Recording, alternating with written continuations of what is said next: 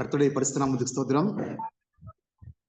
மீண்டுமாக இந்த மிஷினரி குடும்ப தரிசன மீட்டிங்ல உங்களை சந்திப்பதில் மிகுந்த மகிழ்ச்சி. கர்த்தர் கொடுத்த அந்த வாய்ப்புக்காக நான் நன்றி செலுத்துகிறேன். பிதாவாக தேவனுக்கும் இயேசு கிறிஸ்துக்கும் பரிசுத்த ஆவியானவருக்கும் நான் நன்றி தெரிவித்துக் கொண்டு, வாய்ப்பளித்த எல்லாருக்கும் நன்றி தெரிவித்துக் கொண்டு, இப்பொழுது நம்ம ஒரு குடும்ப தரிசன மீட்டிங்காக நம்ம சில ஆயத்தமா இருக்கிறோம். தேவன் தாமே கூட வழி செல்வாராக. என்னுடைய பேர் அலெக்ஸ் ரூபன். கடந்த 7 வருடங்களாக பீகார் மாநிலத்தில் இருப்பதற்கு தேவன் அனுகிரகம் செய்திருக்கிறாரு. கடந்த 7 வருடங்களாக நடைபெற்ற சில காரியங்களை மிகவும் சுருக்கமாக உங்களிடத்தில் நான் சொல்லி, அதற்கு பிறகு தேவனுடைய வார்த்தை நேராக நம்ம கடந்து செல்லலாம். 2019ஆம் ஆண்டு எனக்கு திருமணமான பிறகு நானும் என் மனைவியுமாக சேர்ந்து தேவ மனிதர் அகஸ்டின் ஜெயக்குமார் அவர்களை பார்க்க சென்ற பொழுது அவர் எங்களுக்கு கொடுத்த ஒரு ஆலோசனை, நீங்கள் குறைந்தபட்சம் 5 வருடங்கள் ஒரு இடத்தில் இருந்தால் மட்டுமே அங்கே நீங்கள் வேரூன்றி தேவனுக்காக செயல்படக்கூடிய காரியங்கள் உங்கள் கண்கள் முன்பாக காண முடியும் என்று தேவ மனிதர் அகஸ்டின் ஜெயக்குமார் அவர்கள் சொன்ன அந்த வார்த்தையை ஏற்றுக்கொண்டு நாங்கள் பீகார் மாநிலத்தில் வெஸ்ட் சம்பாரன் என்ற டிஸ்ட்ரிக்ட்ல ஹர்நாட்டான் என்ற பணித்தளத்தில் கடந்த 5 வருடங்களாக நாங்கள் தங்கி ஊழியம் செய்வதற்கு தேவன் எங்களுக்கு அனுகிரகம் பண்ணியிருக்கிறாரு. நாங்கள் 5 வருடங்களுக்கு முன்பதாக இங்க வந்த பொழுது ஒரு 2 கிராமத்தில் மாத்திரம்தான் விசுவாசிகள் இருந்தாங்க. அவங்க வீட்டுக்கு மட்டும் நாங்க போயிட்டு ப்ரே பண்ணிட்டு இருந்தோம். அப்புறம் வீக் டேஸ்ல நாங்க என்ன பண்ணோம்னா, எங்கள்கிட்ட இருந்த டிராக்ஸ் எடுத்துட்டு போயிட்டு எங்களால் முடிந்த அளவுக்கு இந்த ஹர்நாட்டான் சுற்றி உள்ள கிராமங்களில் எத்தனை கவர்மெண்ட் ஸ்கூல் இருக்கோ, படிக்கக்கூடிய பள்ளி மாணவ மாணவிகள் இருக்கக்கூடிய அந்த பகுதிக்கே நாங்கள் சென்று எங்களால் முடிந்த அளவுக்கு நாங்கள் டிராக்ஸ் டிஸ்ட்ரிபியூட் பண்ணோம். ஒவ்வொரு நாளைக்கும் ஒவ்வொரு டைரக்ஷன்ல நாங்கள் போவோம். அதன் பிரகாரமாக நாங்கள் ஏறக்குரிய 25 to 30 கிராமங்களுக்கு நாங்கள் சென்று டிராக்ஸ் நாங்கள் ஃபர்ஸ்ட் நாங்கள் டிஸ்ட்ரிபியூட் பண்ணோம். அந்த ஒரு டிராக்ஸ் மூலியமாக தேவன் எங்கள் வாழ்க்கையில பெரிய அற்புதங்கள் செய்தாரு. 4 வருடங்களுக்கு முன்பதாக ஒரு டிராக்ஸ் லவ்கரியா என்ற ஒரு கிராமத்திற்கு நாங்க கொடுத்த பொழுது அங்கிருந்து ஒரு தம்பி எங்களுக்கு போன் பண்ணி, நீங்க எங்க வாங்க, எங்களுக்கு உங்களுடைய வார்த்தையை சொல்லிக் கொடுங்கன்னு சொல்லிட்டு அந்த தம்பி எங்களுக்கு போன் பண்ணி கூப்பிட்டாரு. தேவன் செய்த மிகப்பெரிய கிரியையில எங்களுடைய வாழ்க்கையில ஒரு முதல் படியாக அது இருந்தது. லவ்கரியா என்ற கிராமத்துக்கு நாங்க போனோம். அங்க போயிட்டு அந்த தம்பிக்கு முதலாவதாக நாங்க தனிப்பட்ட முறையில உட்கார்ந்து புதிய ஏற்பாட்டு காரியங்களை குறித்தும் இயேசு கிறிஸ்து குறித்தும் மிகவும் தெளிவாக எளிமையாக நாங்க அவங்க சொல்லி கொடுத்தோம். அதற்கு பிறகு அவங்க வீட்டுல ஒவ்வொரு சண்டேவும் ஜனங்கள் வர ஆரம்பிச்சாங்க. அவங்களுக்கும் நாங்கள் தேவனுடைய வார்த்தையை பிரசங்கித்தோம். முதல் முறையாக அந்த கிராமத்தில் ஏறக்குறைய 1 வருடங்களுக்கு பின்பு அந்த தம்பி மனம் திரும்பி ஞானஸ்தானம் எடுத்தாரு. அதற்கு பிறகு தொடர்ச்சியாக எங்களால் முடிந்த அளவுக்கு நாங்கள் அங்கே சென்று தேவனுடைய வார்த்தையை நாங்கள் பிரசங்கித்தோம். தேவனுடைய கிருபையினால முதலாவது தகராசு என்ற ஒரு தம்பி அவர் மனம் திரும்பி ஞானஸ்தானம் பெற்றாரு. அதற்கு பிறகு அந்த கிராமத்தில் ஏறக்குறைய 15 பேர் மனம் திரும்பி ஞானஸ்தானம் எடுத்தாங்க. தேவன் பெரிய காரியங்களை செய்தாரு. அந்த லவ்கரியா என்ற ஒரு கிராமத்தில் ஒரு டிராக்ஸ் மூலியமாக ஏறக்குறைய 15 பேர் ஞானஸ்தானம் எடுத்த அதே நேரத்துல சகோதரி சினேகான் என்கிற ஒரு வாலிப பெண் அந்த லவ்கரியா என்ற ஒரு கிராமத்துக்கு வந்து அந்த மீட்டிங் அட்டன் பண்ணாங்க. அப்பொழுது நாங்கள் ஞானஸ்தானத்தை குறித்து நாங்கள் டிராக்ஸ் நாங்கள் டிஸ்ட்ரிபியூட் பண்ணும் பொழுது அதை அவங்க வாங்கி அவங்க படித்த பிறகு அவங்க எங்களுக்கு போன் பண்ணி, அண்ணே நீங்க எங்க இடத்துக்கு வாங்க, எங்க ஊருக்கு வாங்க, வந்து எங்களுக்கும் உடைய வார்த்தையை பிரசங்கன்னு சொல்லிட்டு அவங்க கேட்டுக்கொண்டதுனால வடிச்சி என்ற ஒரு கிராமத்துக்கு நாங்கள் சென்று அங்கேயும் நாங்கள் ஜெபத்தை ஆரம்பித்தோம். ஏறக்குறைய லவ்கரியா என்ற ஒரு கிராமத்திலிருந்து வடிச்சி என்ற கிராமம் ஒரு 5 கிலோமீட்டர் தொலைவில் உள்ளது. அங்கேயும் நாங்கள் சென்று இந்த சம்பவம் 3 வருடங்களாக நடந்த சம்பவம். நாங்கள் அங்கேயும் சென்று தேவனுடைய வார்த்தையை பிரசங்கித்தோம். ஒவ்வொரு டியூஸ்டேயும் நாங்கள் அங்கே சென்று அங்குள்ள மக்களுக்கு எளிமையாக எவ்வளவு தெளிவா சொல்ல முடியுமோ அந்த அளவுக்கு நாங்கள் எளிமையாக தெளிவாக அங்குள்ள மக்களுக்கு நாங்கள் தேவனுடைய வார்த்தையை நாங்கள் பிரசங்கித்தோம். அங்கேயும் அந்த கிராமத்தில் மனம் திரும்பி அங்க ஒரு 10 பேர் ஞானஸ்தானம் எடுத்தாங்க. அந்த ஜெபக்கூடுகைக்கு வந்த ஒரு பாட்டி அவர் ரொம்ப வயசு கிடையாது, ஒரு 55 55 வயசு இருக்கும். அவங்க அந்த பிரேயர்ல வந்திருந்த பொழுது, அண்ணே எங்க வீட்டுக்கு வாங்க, வந்து எங்க கணவருக்காக ஜெபம் பண்ணுங்க. ஏன்னா எங்க கணவர் உடல்நிலை பாதிக்கப்பட்டு இருக்காருன்னு சொல்லிட்டு அவங்க பிரேயர்ல ரிக்வெஸ்ட் வச்சாங்க. நாங்க அவங்க வீட்டுக்கு போயிட்டு அந்த வார்த்தையை நாங்க சொல்லி அவருக்கு நாங்க ஜெபம் பண்ணோம். தேவன் அவருக்கு உடனடியாகவே அவருக்கு உடல் பலத்திலிருந்து எல்லா பலவீனத்திலிருந்து விடுதலையாக்கி நல்ல உடல் பலத்தையும் ஆரோக்கியத்தையும் கொடுத்ததுனால அவங்க தொடர்ச்சியா பிரேக் வர ஆரம்பிச்சாங்க. ஒவ்வொரு வாரமும் டியூஸ்டே நடைபெறுகிற அந்த ஜெப கூடுகையில அவங்க பங்கு பெற்றாங்க. அப்பொழுது அந்த பாட்டி சொன்னாங்க, எங்ககிட்ட லேண்ட் இருக்குது. ஏன்னா நாங்க கடந்த 3 வருடம் முன்பதாக எல்லா சிட்டி பகுதியிலும் பாத்தீங்கன்னா தேவனுடைய ஆலயத்துக்கு லேண்ட் வாங்க சொல்லிட்டு நாங்க ரொம்ப ட்ரை பண்ணிட்டு இருந்தோம். ஆனா சில இடங்களில் பாத்தீங்கன்னா டாக்குமெண்ட் சரியில்லாம இருந்தது. சில இடங்களில் பாத்தீங்கன்னா ரேட் ரொம்ப அதிகமா இருந்தது. நமக்கு எஸ்டிமேட் எவ்வளவோ அது தகுந்தா போலதான் வாங்கன்னு சொல்லிட்டு எங்களுடைய தலைவர்கள் சொல்லியிருந்ததுனால நாங்கள் பல கிராமங்கள் சென்று லேண்டுக்காக ரொம்ப அலைஞ்சிட்டு இருந்தோம். ஏறக்குறைய 1 வருஷம் லேண்டுக்காக மட்டும் நாங்க அலைஞ்சிட்டு இருந்தோம். அந்த நேரத்துல தேவனுடைய கிருபையினால ஒரு டிராக்ஸ் மூலமாக தேவன் பெரிய காரியங்களை செய்தாரு. அந்த பாட்டியோட கணவர் குணமானதுனால அந்த பாட்டி சொன்னாங்க, எங்கள்கிட்ட லேண்ட் இருக்கு, நீங்க தாராளமா வந்து லேண்டை பாருங்க, உங்களுக்கு பிடிச்சிருந்துன்னா வாங்கிக்கணும்னு சொன்னாங்க. அதே போல நாங்க போய் லேண்டு பார்த்தோம். ஏறக்குறைய 10 கிராமத்தை சேர்ந்த விசுவாசிகள் வந்து சேருவதற்கு ஒரு காமனான பிளேஸ்ல அது இருந்ததுனால நாங்க அது வாங்குவதற்கு நாங்க சம்மதிச்சோம். அப்புறம் தேவனிடத்தில் நாங்கள் ஒப்பு கொடுத்து எல்லா காரியத்தையும் ஜெபத்தோடு நாங்கள் ஆரம்பிச்சோம். எங்களுடைய ஜெம்ஸ் ஸ்தாபனத்தை சேர்ந்த தலைவர்களும் வந்து அந்த லேண்டை பார்த்துட்டு ஓகே சொன்னாங்க. ஏன்னா நாங்க இப்ப பார்த்திருக்கிற இடம், வாங்கியிருக்கிற இடம் ரொம்ப அருமையான ஒரு இடமா இருந்தது. ஏன்னா ஈஸ்ட், வெஸ்ட், நார்த், சவுத் இந்த 4 டைரக்ஷன்லும் ஏறக்குரிய 15-20 கிராமங்கள் மக்கள் வருவதற்கு ஒரு சென்டர் பாயிண்டா இந்த இடம் இருக்குது. தேவனுக்கு மகிமை உண்டாவதாக. அந்த இடத்துல நாங்க வாங்கினது ரொம்ப சந்தோஷப்பட்டோம். போன வருடம் நவம்பர் மாதம் அந்த வேலையை ஆரம்பிச்சோம். கடந்த 4 மாதங்களாக அந்த வேலை நடைபெற்று வந்தது. இப்பொழுது கூட போன மாதம் ஏப்ரல் 23ஆம் தேதி தேவனுடைய கிருபையினால தேவனுடைய ஆலயம் அர்ப்பணிப்பு மிகவும் சிறப்பாக நேர்த்தியாக நடந்து முடிந்தது. எல்லாமே தேவனுடைய கிருபை தான், அவருடைய தயவு தான். சர்ச் டெடிகேஷன் அன்னைக்கு வந்த எல்லாருமே ரொம்ப ஹாப்பியா போனாங்க.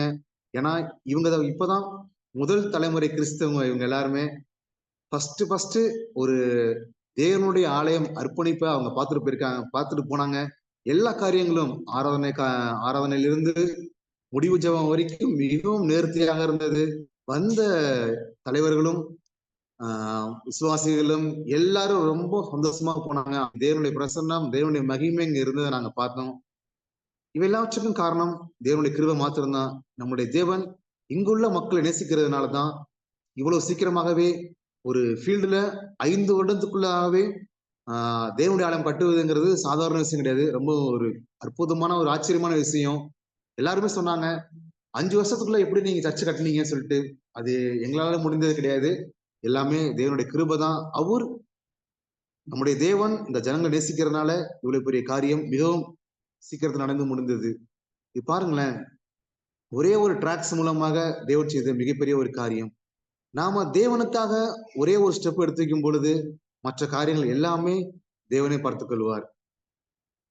நாங்க அன்னைக்கு யோசிச்சோம், 5 வருடங்கள் முன்பதாக நாங்க இந்த பகுதிக்கு வரும்பொழுது இங்க என்ன பண்ண போறோம், எப்படி பண்ண போறோம்.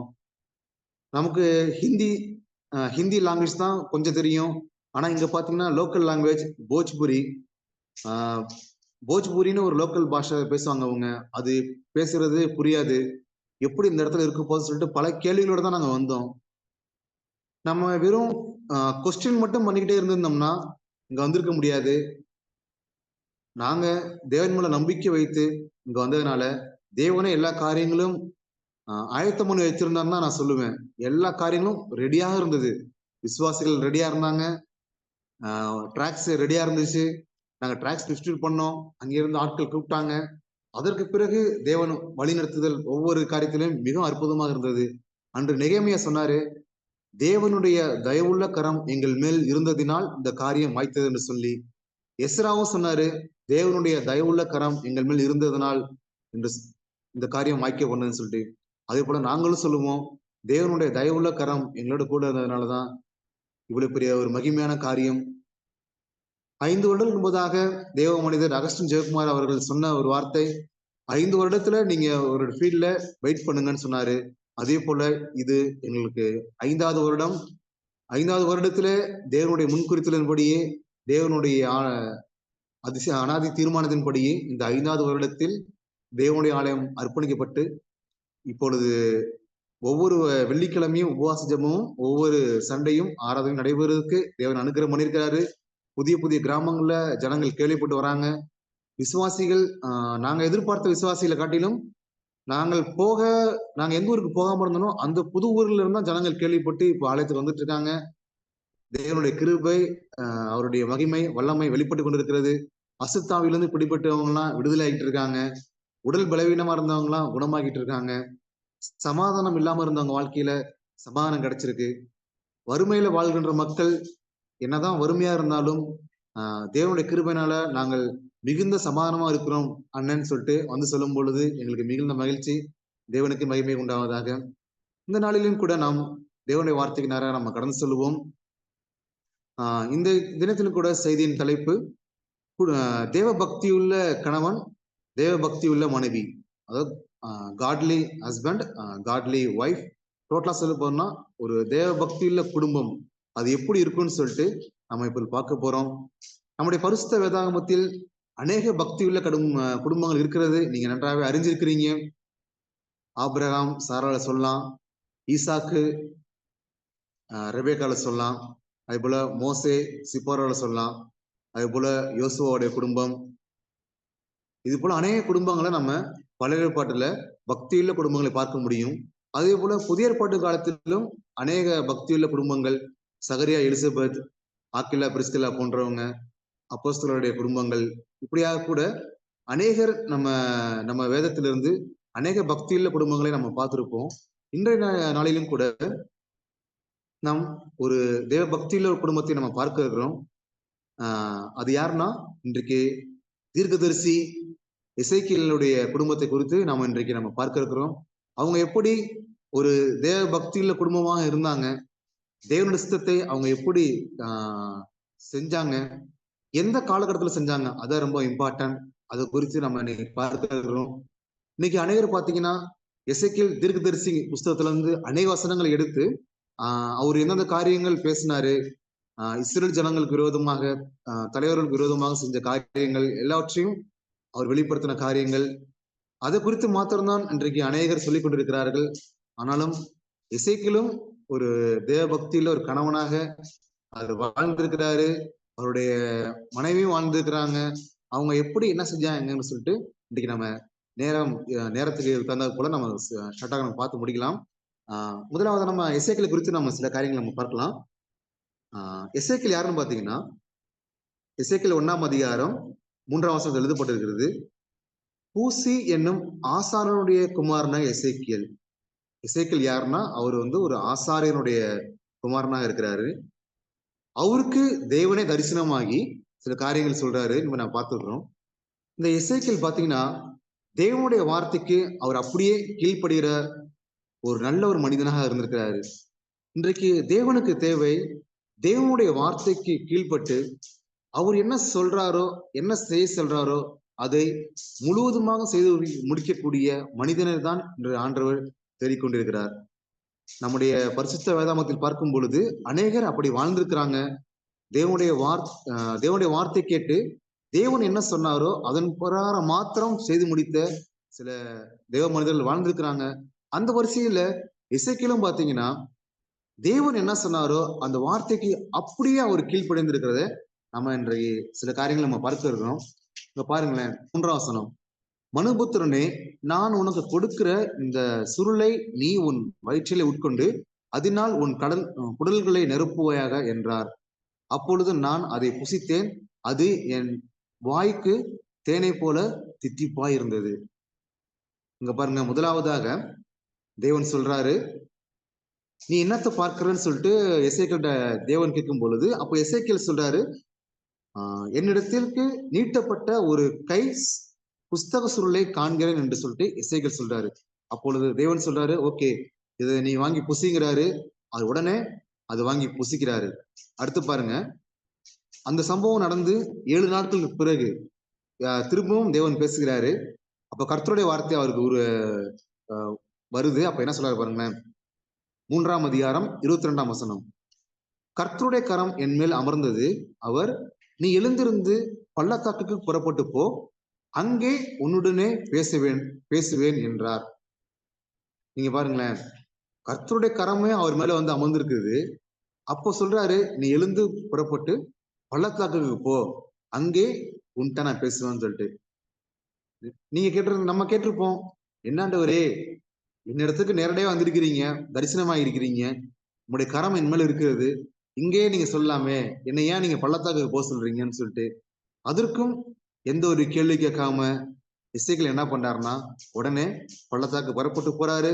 அங்கே தேவன் என்னென்ன காரியங்கள் சொல்ல வேண்டுமோ அதை எசேக்கியேலுக்கு சொல்றாரு. அதே போல எசேக்கியேல் 4ஆம் அதிகாரத்தை வாசிக்கும் பொழுது முதல் வசனத்திலிருந்து சில காரியங்களை பார்க்கலாம். அங்கேயும் தேவன் சொல்கிறாரு, மனுபுத்திரனே, நீ ஒரு செங்கலை எடுத்து அதை உன் முன் வைத்து அதன் மேல் எருசலேம் நகரத்தை வரைந்து அதற்கு விரோதமாக முற்றுகை போட்டு அதற்கு விரோதமாக கொத்தளங்களை கட்டி அதற்கு விரோதமாக மண்மேடு போட்டு அதற்கு விரோதமாக இராணுவங்களை நிறுத்தி சுற்றிலும் அதற்கு விரோதமாக மதிலடிக்கும் இயந்திரங்களை வைன்னு சொல்றாரு. இங்க பாருங்களேன். அடுத்து 3ஆவதாக தேவன் சொல்லுகிறாரு, ஒரு செங்கலை எடுத்து என்ன பண்ணு, ஜெருசலேமுடைய மேப்பை நீ இந்த டிராயிங் பண்ணி வரைஞ்சி அதற்கு விரோதமாக நீ என்ன பண்ணு, நான் சொல்லுற உதாரணமா செஞ்சு வைங்கிறாரு. அதே போல எசேக்கியேல் தீர்க்கதரிசி என்ன பண்றாரு, அந்த வார்த்தைக்கு அப்படியே கீழ்ப்படிந்து அந்த காரியத்தை செய்கிறாரு. அதே 4ஆம் அதிகாரத்தில் அடுத்து பார்க்கும் பொழுது அடுத்து என்ன பண்ணணும் தேவன் சொல்றாருன்னா, நீ ஒரு இரும்பு சட்டியை வாங்கி அதை உனக்கும் நகரத்துக்கும் நடுவாக இரும்பு சூறாக்கி அது முற்றுகையாய் கிடக்கும்படிக்கு உன் முகத்தை அதற்கு நேராக திருப்பி அதை முற்றுகை போட்டு கொண்டு இது இஸ்ரேல் வம்சத்துக்கு அடையாளம் என்கிறார். இங்க பாருங்களேன். அடுத்து 4ஆவது ஒண்ணு சொல்றாரு, ஒரு இருப்பு சட்டியை வாங்கி நீ என்ன பண்ணு, அந்த சுவருக்கு நடுவாக இரும்பாக்கி ஒரு முற்றுகை போட்டு அதுக்கு நேரம் திருப்பி போட்டு கொண்டு சொல்லிட்டு அங்க சொல்லும் பொழுது அந்த வார்த்தைக்கும் எசேக்கியேல் என்ன பண்றாரு, கீழ்ப்படிந்து கர்த்தர் சொன்ன பிரகாரமாக செய்யறாரு. அடுத்து திருப்பியும் பாருங்களேன். 5ஆவதாக அதே அதிகாரம் 5ஆம் வசனத்தை பாருங்களேன். அவர்களுடைய அக்கிரமத்தின் வருஷங்களை உனக்கு நாட்கணக்காய் என்ன கட்டளையிட்டேன், 390 நாட்கள் வரைக்கும் நீ இஸ்ரவேல் வம்சத்தாரின் அக்கிரமத்தை சுமக்க வேண்டும். இங்க 5ஆவதாக கர்த்தர் சொல்லுகிறாரு, நீ என்ன பண்ணும், 390 நாள் என்ன பண்ணும், இடது பக்கமாய் ஒரு கிழித்து படுக்க வேண்டுமா. நினைச்சு பாருங்க, ஒரு நாள் ஒரு சைடு இப்படி படுத்திருந்தாலே நமக்கு என்ன பண்ணிடணும், ஒரு சைடு ஃபுல்லா பெயின் வந்துடும். ஆனா இங்க கர்த்தர் சொன்ன வார்த்தைக்கு கீழ்ப்படிந்து எசேக்கியேல் என்ன பண்றாரு, 390 நாள் என்ன பண்றாருன்னா, அதுலயும் சொல்றாரு, நீ ஏன் அப்படி ஒரு சைடா படுக்கணும், அதுக்கு தேவனே சொல்ற ஒரு காரியம், நீ இஸ்ரவேல் வம்சத்தாரின் அக்கிரமத்தை சுமக்க வேண்டும் என்று சொல்லி எசேக்கியேல் தீர்க்கதரிசி என்ன பண்றாருன்னா, கர்த்தர் சொன்ன பிரகாரம் இஸ்ரவேல் வம்சத்தாரனுடைய அக்கிரமத்தை சுமப்பதற்காக 390 நாள் என்ன பண்றாரு, இடதுபுறமாய் ஒரு கழித்து படுத்து தேவன் சொன்ன வார்த்தைக்கு அப்படியே கீழ்ப்படுகிறாரு. பாருங்க, ஸ்டெப் பை ஸ்டெப்பா பாருங்க, 1 by 1. நம்மளோட வாழ்க்கையில அப்படிதான். தேவன் முதலாவது என்ன சொல்றாரோ, நம்ம ஃபர்ஸ்ட் ஒரு ஸ்டெப்புக்கு நம்ம கீழ்ப்படியும் பொழுது அதற்கு அடுத்து தேவன் நம்முடைய வாழ்க்கையில கிரியை செய்ய ஆரம்பிச்சிருவாரு. நம்ம முதலாவது தேவனுடைய வார்த்தைக்கு நம்ம கீழ்ப்படிந்து ஒரு ஸ்டெப் எடுத்து வைக்கும் பொழுது அடுத்தடுத்து வழிவாசல் திறக்கப்படும். அடுத்தடுத்து என்ன நாம் செய்ய வேண்டும், தேவனுடைய சித்தம் என்ன என்பது குறித்தும் நாம் அறிந்து கொள்வோம். அதுக்கு பிறகு பாருங்க, எசேக்கியேல் என்ன பண்ணாருன்னா, திரும்பவும் அடுத்து தேவன் சொல்லுகிறாரு, 40 நாள் என்ன பண்ணுமா, 6ஆம் வசனத்துல தேவன் சொல்லுகிறாரு, நீ இவைகளை நிறைவேற்றின பின்பு மறுபடியும் உன் வலது பக்கமாய் ஒரு கழித்து யூதா வம்சத்தாரின் அக்கிரமத்தை 40 நாள் வரைக்கும் சுமக்க வேண்டும். ஒவ்வொரு வருஷத்துக்கு பதிலாக ஒவ்வொரு நாளை உனக்கு கட்டளையிட்டேன் என்று கர்த்தர் மீண்டுமாக சொல்லுகிறாரு. ஃபர்ஸ்ட் சொன்னாரு, நீ என்ன பண்ணும், இடது பக்கமாய் ஒரு கழித்து படித்து 390 நாள் இஸ்ரேல் வம்சத்தாரின் அக்கிரமத்தை சுமக்க வேண்டும்னு சொன்னாரு. இப்ப திரும்பவும் சொல்றாரு, 40 நாள் என்ன பண்ணும், வலதுபுறமாய் நீ உறங்கணும், இஸ்ரேல் வம்சத்தாருடைய அக்கிரமத்தை சுமக்கணும்னு சொல்லிட்டு சொன்ன பொழுது எசேக்கியேல் ராஜா எசேக்கியேல் தீர்க்கதரிசி அந்த வார்த்தைக்கும் கீழ்ப்படிந்து கர்த்தருடைய சித்தத்தை அவர் சொன்ன வார்த்தையை அடுத்து நிறைவேற்றாரு. அடுத்து என்ன பண்ணாரு பாத்துங்க, 6ஆவதாக 10ஆம் வசனம், நீ சாப்பிடும் போஜனம் நாள் ஒன்றுக்கு 20 சேக்கல் நிறைய இருக்கும். அப்படி நாளுக்கு நாள் சாப்பிடுவாயாக என்று கர்த்தர் சொல்லுகிறாரு. இந்த இடத்துல பாருங்களேன், ஒரு நாளைக்கு எவ்வளவு சாப்பிடணும் குறித்து அதை குறித்து கூட கர்த்தர் எசேக்கியேல் சொல்லும் பொழுது அவர் கரெக்டா என்ன பண்றாரு, அந்த வார்த்தைக்கும் கீழ்ப்படிந்து அவர் என்ன பண்றாருன்னா, ஒரு நாளைக்கு 20 சேக்கல் அந்த நிறை, அந்த வெயிட் எவ்வளவு இருக்கும் அதுக்கு தகுந்தாப்புல எடை போட்டு அந்த அளவுக்கு துல்லியமாக கர்த்தர் சொன்ன வார்த்தைக்கு கீழ்ப்படிந்து கர்த்தர் சொன்ன பிரகாரமாகவே எசேக்கியேல் தீர்க்கதரிசி கீழ்ப்படிந்து அவருடைய யுத்தத்தை நிறைவேற்றி முடிக்கிறாரு.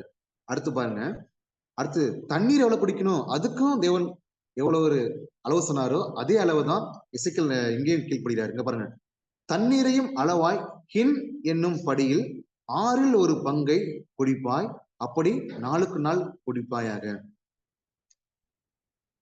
முதலாவது சொன்னாரு, நீ சாப்பிடும் பொழுது 20 சேக்கல் நிறை அவ்வளவு வெயிட்டு தான் நீ சாப்பிடணும்னு எடை போட்டு சாப்பிடணும்னு சொல்லிட்டு சொன்ன வார்த்தைக்கும் எசேக்கியேல் தீர்க்கதரிசி கீழ்ப்படிந்தாரு. அதே போல எங்க பாருங்க, தண்ணீர் எவ்வளவு குடிக்க வேணுமோ அந்த அளவுக்கு ஹின் என்ற ஒரு அளவுல 6ல் ஒரு படி தான் குடிக்கணும்னு சொல்லும் பொழுது அந்த வார்த்தைக்கும் கீழ்ப்படிந்து எசேக்கியேல் தீர்க்கதரிசி தேவனுடைய வார்த்தை கீழ்ப்படிந்து தேவனுக்காக செய்த காரியங்கள் அதுவும் ஒன்றா இருக்கிறது. இது போல பாத்தீங்கன்னா அநேக காரியங்கள் எசேக்கியேல் தீர்க்கதரிசி புத்தகத்துல வாசிக்கும் பொழுது ஏறக்குறைய 25 இடங்கள்ல பாத்தீங்கன்னா எசேக்கியேல் தீர்க்கதரிசி அவர் என்ன சொன்னாரோ அந்த வார்த்தைக்கு கீழ்ப்படிந்து நடந்திருக்கிறாரு. இவர் எந்த அளவுக்கு ஒரு தேவ பக்தி உள்ள ஒரு கணவனா இருந்திருக்கான்னு பாருங்களேன். இதுல பாத்தீங்கன்னா நம்ம சொன்ன பிரகாரமாகவே எசேக்கியேலுடைய குடும்பம் அவர் எப்படிப்பட்ட குடும்பம் என்பது குறித்து நம்ம பார்க்கலாம்.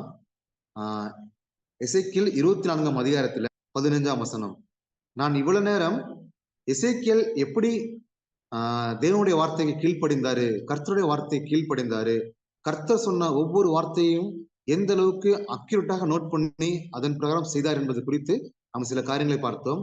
இப்போதான் நம்ம செய்திக்குள்ளாக நம்ம போறோம், கரெக்டான ஒரு பாயிண்ட் நம்ம வரப்போறோம். ஏன்னா குடும்ப தரிசன கூடுகையில கணவன் மனைவி சேர்ந்து எப்படி தேவனுடைய இஷ்டத்தை நிறைவேற்றாங்க, அதுதான் நமக்கு மிகவும் முக்கியமான டாபிக்கா இருக்கிறதுனால நம்ம ஒரு முக்கியமான நேரத்துக்கு நம்ம இப்ப போறோம். நம்ம அந்த வார்த்தையை நம்ம கவனிக்கலாம். எசேக்கியேல் 24ஆம் அதிகாரத்துல ஒரு பெரிய சம்பவம் நடைபெறுகிறது. அங்க பாருங்க, 24ஆம் அதிகாரம் 15ஆம் வசனத்திலிருந்து சில வசனங்களை வாசிக்கிறேன், கேளுங்க. பின்னும் கர்த்தருடைய வார்த்தை எனக்கு உண்டாகி அவர், மனுபுத்திரனே, இதோ நான் உன் கண்களுக்கு விருப்பமானவளை ஒரே அடியினாலே உன்னை விட்டு எடுத்துக்கொள்வேன், ஆனாலும் நீ புலம்பாமலும் அழாமலும் கண்ணீர் விடாமலும் இருப்பாயாக. அலறாமல் பெருமூச்சு விடு, இலவு கொண்டாட வேண்டாம். உன் பாகையை உன் தலையில் கட்டி உன் பாதரட்சைகளை உன் பாதங்களில் தொடுத்துக்கொள். உன் தாடியை மூடாமலும் துக்கம் கொண்டாடுகளின் அப்பத்தை புசியாமலும் இருக்க கடுவாய் என்றார். விடியற் காலத்தில் நான் ஜனங்களோட பேசினேன். அன்று சாயங்காலத்தில் என் மனைவி செத்து போனால் எனக்கு கட்டளையிட்டபடியே விடியற் காலத்தில் செய்தேன். அப்பொழுது ஜனங்கள் என்னை நோக்கி, நீர் செய்கிறவைகள் எங்களுக்கு எண்ணத்திற்கு அடையாளம் என்பதை எங்களுக்கு தெரிவிக்க மாட்டீரோ என்று கேட்டார்கள். நான் அவர்களுக்கு பிரதித்திரமாக, கர்த்தருடைய வார்த்தை எனக்கு உண்டாகி அவர் சொன்ன காரியங்கள் எல்லாம் அடுத்து நடைபெறுகிறது. இந்த இடத்துல பாருங்க, ஒரு கணவன் மனைவி 2 பேரும் இணைந்து எப்படி தேவனுடைய இஷ்டத்தை நிறைவேற்றினார்னு சொல்லிட்டு நம்ம பார்க்கிறோம். அந்த அர்ப்பணிப்பான அந்த மனைவி, அவருடைய எசேக்கியேலுடைய மனைவி பேர் எழுதப்படல. இந்த நேரத்துல பொதுவா யோசிச்சு பாருங்களேன், நாளைக்கு சாயந்தரம் உன் மனைவி இறந்து போயிடுவான் அப்படின்னு சொல்லிட்டு நம்ம சொன்னோம்னா அந்த மனைவியுடைய மைண்ட் செட் எப்படி இருக்கும், அந்த கணவனுடைய மனநிலைமை எப்படி இருக்கும், அவருடைய மனைவியுடைய மனநிலைமை எப்படி இருக்கும். நாளைக்கு சாயந்தரம் போறோன்னு தெரிஞ்சா அவங்க என்ன பண்ணிருப்பாங்க, உடனே அவங்க அப்பா அம்மா வீட்டுக்கு போயிருப்பாங்க, இல்ல அவங்களுக்கு பிடிச்ச இடம் ஏதாவது காரியங்கள் ஏதாவது செய்யணும்னு சொல்லிட்டு அங்க ஓடி போயிருந்திருப்பாங்க. நான் உன் கூட இருந்தா தானே நான் மறிச்சிருவேன், ஏன்னா கர்த்தர் உன்கிட்ட தான் பேசிட்டு இருக்காரு, உன் கூட இருந்தா நான் இறந்து போயிருவேன், அதனால நான் உன் கூட இருக்க மாட்டேன் அப்படி சொல்லிட்டு எசேக்கியேலுடைய மனைவி ஓடி போயிருந்துக்கலாம். ஆனா அங்க ஓடி போகாம பொறுமையாக இருந்து அமைதியாக இருந்து கர்த்தர் இவ்வளவு தூரம் ஏறக்குறைய 24, 23 அதிகாரங்கள் கர்த்தர் எசேக்கியேலோடு பேசிக் கொண்டிருக்கிறார். ஒவ்வொரு அதிகாரத்திலும் ஒவ்வொரு காரியங்கள், இது எல்லாமே குறிப்பிட்ட காலத்துக்குள்ளாக நடந்த சம்பவங்கள், எல்லாமே ஒரே நாள் கிடையாது. இஸ்ரேல் ஜனங்கள் பாபிலோன் தேசத்துல சிறைப்பட்டு போன அந்த நாட்களில ஏறக்குறைய அந்த 35 வருடங்கள்ல இருந்து 60 வருடங்கள் அதுக்குள்ளாக நடந்த சம்பவங்கள் தான் இந்த காரியங்கள். ஏறக்குறைய 20 வருடங்கள் எசேக்கியேல் தீர்க்கதரிசி இந்த காரியங்கள்லாம் எழுதிட்டு இருக்கும் பொழுது இதெல்லாம் எசேக்கியேலுடைய மனைவி நன்றாக அறிந்திருக்கிறாங்க, நன்றாக பார்க்கிறாங்க. தேவனுடைய கரம் எசேக்கியேல் மேல் இருக்கிறத எசேக்கியேலுடைய மனைவி பார்க்கிறாங்க. கர்த்தர் பேசுகிறது எல்லாவற்றையும், கர்த்தர் சொன்ன எல்லா வார்த்தைக்கும் கீழ்ப்படுகிறதையும், எசேக்கியேல் கீழ்ப்படுகிறதை எசேக்கியேலுடைய மனைவி கண்கூடா பார்க்கிறாங்க. இஸ்ரவேலுடைய மூப்பர்கள் செய்த காரியங்கள், தவறான காரியங்களை கர்த்தரே சுட்டி காட்டுகிறதையும், அதற்கு என்ன சொல்யூஷன் என்பதை குறித்தும் சொல்லுகிறதையும் எசேக்கியேலுடைய மனைவி நன்றாக பார்த்து கொண்டிருக்கிறாங்க. இப்படியாக எல்லா காரியத்தையும் பார்த்து கொண்டிருக்கும் பொழுது திடீர்னு ஒரு நாள் கர்த்தரே சொல்லுகிறாரு, உன் மனைவியே, உன் கண்களுக்கு விருப்பமானவளை ஒரே அடினாலே உன்னை விட்டு எடுத்துக்கொள்வேன் என்று சொல்லிட்டு கர்த்தர் சொல்லும் பொழுது, அவங்க இவ்வளவு தூரம் பேசின கர்த்தர் ஒரு பர்பஸ்க்காக, ஒரு குறிப்பிட்ட நோக்கத்திற்காக என் கணவரோடு பேசிக் கொண்டிருக்கிற கர்த்தருக்கு சித்தமா இருந்தால் ஓகே, நானும் மரிக்க ஆயத்தம் என்று சொல்லி எசேக்கியேலுடைய மனைவி அன்று முழுவதும் எசேக்கியேல் கூடவே இருக்கிறாங்க. அவங்க மரிக்கிறதுக்கு முன்பதாக அவங்க கூடவே இருக்கிறாங்க. வசனத்தின் கர்த்தர் சொன்ன பிரகாரமாகவே அன்று சாயங்காலத்தில் என் மனைவி செத்து போனாள் என்று சொல்லி எசேக்கியேலே சொல்லுகிறார்கள். இன்னைக்கு இப்பேற்பட்ட ஒரு குடும்பங்கள் தான் தேவனுக்கு தேவை. தேவ சத்தம் கேட்கக்கூடிய கணவன்மார்கள் இன்றைக்கு தேவை. தேவனுடைய வார்த்தைக்கு கீழ்ப்படிந்து அப்படியே செய்யக்கூடிய கணவன்மார்கள் இன்றைக்கு தேவை. தேவனுக்கு முன்னுரிமை கொடுக்கக்கூடிய கணவன்மார்கள் இன்றைக்கு தேவை. எசேக்கியேலுடைய மனைவி போன்ற ஆட்கள் இன்றைக்கு கர்த்தருக்கு தேவை. கர்த்தர் சொன்னாரு, நாளைக்கு சாயந்தரம் இறந்து போறேன்னு சொல்லிட்டு அது மகிழ்ச்சியோட ஏற்றுக்கொண்டாங்க. அவங்க தேவனுக்காக ஓகே, நான் மரிக்க ஆயத்தம் என்று சொல்லி எஸ்தரை போல தன்னுடைய ஜீவனையும் ஒப்பு கொடுத்தவங்க எசேக்கியேலுடைய மனைவி. அவங்க ஒப்பு கொடுத்தாங்க. இப்படிப்பட்ட குடும்பங்கள் தான் இன்றைக்கும் சபைக்கு தேவை, தேவனுக்கும் தேவை. இன்றைக்கு நம்மளும் கொஞ்சம் யோசிச்சு பார்ப்போம். ஒருவேளை இந்த கூடுதல் பங்கு பெற்றவங்க கணவனா இருக்கலாம், இல்ல மனைவியா இருக்கலாம். யூடியூப்ல பார்க்க போறவங்க உங்களுக்கும் சேர்த்து இந்த காரியங்களை நான் சொல்லுகிறேன். குடும்பத்தில் உள்ள ஒவ்வொரு கணவனும் தேவ சத்தம் கேட்கிறவர்களாக மாற வேண்டும். தேவ சத்தம் கேட்டால் மாத்திரமே ஒரு பெரிய மாற்றம், பெரிய எழுப்புதல் உண்டாகும். நம்முடைய மன விருப்பத்தின்படி செய்வதற்காக அல்ல, தேவன் எதற்காக நம்ம இடத்தில் இடைப்படுகிறாரோ, தேவனுடைய இஷ்டத்தை நிறைவேற்றுவதற்கு நம்ம என்ன செய்ய வேண்டுமோ அதை மாத்திரம் செய்யும் பொழுது நமக்கும் ஆசீர்வாதமா இருக்கும், நம்மை சுற்றி இருக்கக்கூடிய ஜனங்களுக்கும் பெரிய ஒரு ஆசீர்வாதமாக இருக்கும். இயேசு கிறிஸ்து சொன்ன ஒரு காரியங்களில் முக்கியமான காரியம், என்னுடைய இஷ்டத்தின்படி அல்ல, என்னை அனுப்பினவரின் இஷ்டத்தின்படி செய்யவே நான் இங்கு வந்தேன் என்று சொன்னேன். அதே போலதான் நாமும் நம்முடைய வாழ்க்கையில எசேக்கியேல் குடும்பம் எப்படி செய்தாங்களோ அதே போல நம்மளும் செய்ய வேண்டும். எசேக்கியேல் தீர்க்கதரிசி பாருங்களேன், ஒவ்வொரு காரியத்தையும் அக்யூரேட்டா நோட் பண்ணி செய்திருக்கிறாரு. அப்பேற்பட்ட ஒரு தீர்க்கதரிசி மூலமாக தான் தேவன் கடைசி காலங்களில் நடைபெறுவதற்கு அநேக காரியங்களை அவர் வெளிப்படுத்தியிருக்கிறாரு. எசேக்கியேல் 38ஆம் அதிகாரம் 39ஆம் அதிகாரத்தை வாசிக்கும் பொழுது அந்தி கிறிஸ்து ஆட்சியில என்னென்ன காரியங்கள் நடைபெற போகுது என்பது குறித்தும், எருசலேமில் இருக்கக்கூடிய அந்த ஒளிவு மலையில தேவனுடைய ஆலயம் கட்டுமான அதை குறித்தும் இன்னும் அநேக காரியங்களை எசேக்கியேல் தீர்க்கதரிசி மூலமாக தேவன் நமக்கு வெளிப்படுத்தி கொடுத்திருக்கிறாரு. இன்றைக்கு பாத்தீங்கன்னா, இன்றைக்கு அநேகர் எசேக்கியேல் தீர்க்கதரிசி எழுதின அந்த புஸ்தகத்திலிருந்தா இன்றைய கடைசி கால தீர்க்கதரிசனங்களை அநேகர் இன்னைக்கு பிரசங்கம் பண்ணிட்டு இருக்காங்க உலகம் முழுவதும். உங்களுக்கு நன்றாகவே தெரியும், இஸ்ரேல் நாட்டில் ஒலிவ மலையில தேவனுடைய ஆலயம் கட்டுமான பணிக்காக எல்லாமே ஆயத்தமா இருக்கிறது. ஆனால் அதுக்கு முன்பதாக என்ன நடைபெற வேண்டும், சில காரியங்கள், அது எல்லாவற்றையும் எசேக்கியேல் தீர்க்கதரிசி எழுதப்பட்டிருக்கிறது. இந்த வசனத்தை இன்று அநேகர் பிரசங்கம் பண்ணி கொண்டிருக்கிறாங்க. காரணம், அந்த எசேக்கியேல் தேவனுக்காக முழுமையாக கீழ்ப்படிந்ததுனாலதான், ஒரு பக்தி உள்ள கணவனா இருந்ததுனாலதான் தேவன் அவருக்கு வெளிப்படுத்தி கொடுத்து இவ்வளவு காரியங்கள் எழுதி கொடுத்ததுனால இன்றைக்கு அது நமக்கு மிகவும் பிரயோஜனமா இருக்கிறது. ஏறக்குறைய 3000 வருடங்களுக்கு முன்பதாக எழுதப்பட்ட அந்த எசேக்கியேல் தீர்க்கதரிசியின் புஸ்தகங்கள் இன்றைக்கு நம்முடைய வாழ்க்கையில மிகுந்த ஒரு பிரயோஜனமாக, வரப்போகும் காரியங்களை அறிந்து கொள்வதற்கு, காரியத்தை உணர்ந்து தேவனுடைய சித்தத்தை நிறைவேற்ற நம்முடைய ஊக்குவிக்குவதற்கு மிகுந்த ஒரு பயனுள்ள புஸ்தகங்களில் இந்த எசேக்கியேல் எழுதின புஸ்தகங்கள் ஒன்றாக இருக்கிறது.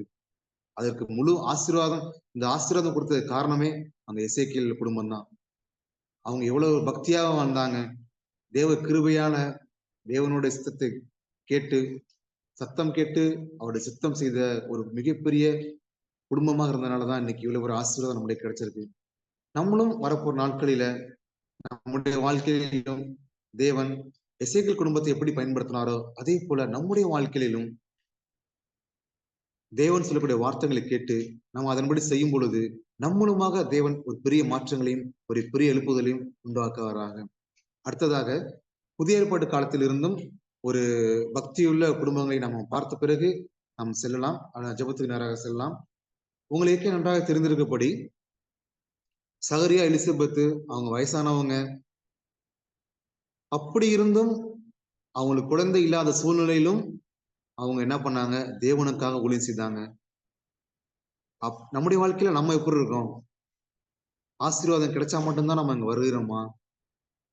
எனக்கு கொடுத்தாதான் நான் செய்வேன். நமக்கு ஆசீர்வாதம் கிடைச்சா மட்டும்தான் தேவனுக்காக நான் செயல்படுவேன். அப்படி நம்ம இருக்கிறோமா? லூக்கா எழுதின சுவிசேஷ நிருபத்துல 1ஆம் அதிகாரத்துல 6ஆம் வசனத்துல பாருங்க. அவர்கள் இருவரும் கர்த்தரிட்ட சகல கற்பனைகளின்படியையும் நியமங்களின்படியையும் குற்றமற்றவர்களாய் நடந்து தேவனுக்கு முன்பாக நீதி உள்ளவர்களாய் இருந்தார்கள் சொல்லி, இங்கு ஒரு புதிய ஏற்பாட்டு காலத்துல ஒரு பக்தியுள்ள குடும்பத்தை நம்ம பார்க்கிறோம். சகரியா, எலிசபெத்து அவங்களுக்கு வயசாயிருச்சு.